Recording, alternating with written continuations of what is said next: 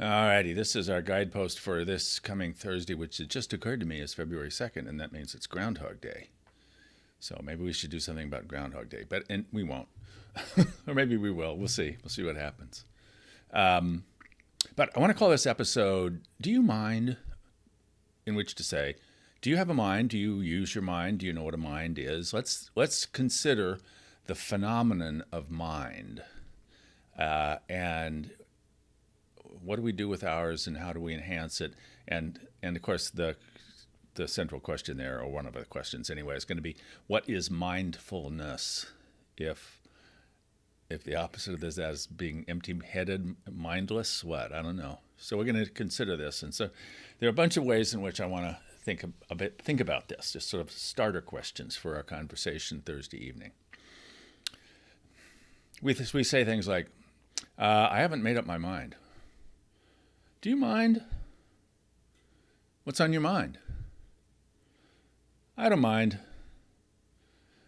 I'm glad we have come to a meeting of the minds. And all of these things raise other questions about what do we mean by mind? What comes to mind when you think about mind? You notice the strange loop there. So is your mind something that is created by your brain? Is it an illusion that your brain causes? It is an epiphenomenon. Does it coincide with brain?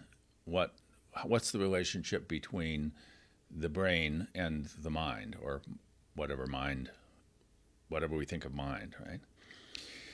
Your brain is mostly our brains are inside our heads. Brains apparently are also inside of our guts, all over our body, but they are inside us. Where's your mind? Is your mind inside your head? Is it inside you? Is it someplace else? My mind's off somewhere. Right? Where'd my mind go? If you make up your mind, does your mind stay made up? I mean, we think of minds, we talk about minds as though they're static, but if I make it up, does it stay that way? Supposing you and I decide that we're going to have a meeting of the minds. Where do we go? Where do our minds meet? If in fact we can have a meeting of the minds, where is that? What's that space like? And is it really possible for two people to have the same mind? To be mindful in the same way, to correlate in that way, right? There's what I find to be a really inspiring passage from Paul's letter to the Philippians, where he admonishes us to put on the mind of Christ. What would that look like? What happens when you put on a mind? And it goes back to the question of what does it mean to be inspired? Is there a connection between mind and spirit? If we are inspired, we take in spirit. What happens to your mind when you're inspired? If an activity or an experience is in some sense inspirational, what happens to your mind?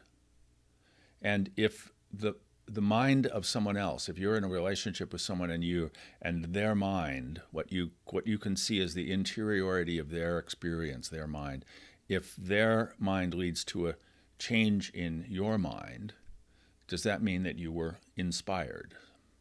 So I want us to play with this notion of spirit and inspiration and mind, and just to see what do we think about this stuff? Are we on the same page? Are we of the same mind about mind? Right? So I look forward to our conversation Thursday evening. I hope you can join us.